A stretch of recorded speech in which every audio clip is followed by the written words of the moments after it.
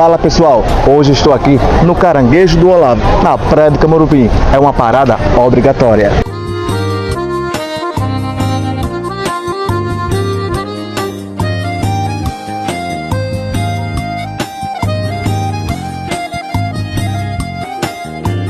Se você é apaixonado por frutos do mar, este é o lugar certo. Há anos servindo sabor, qualidade. O Caranguejo Olavo já virou parada obrigatória para quem visita Nisa Floresta.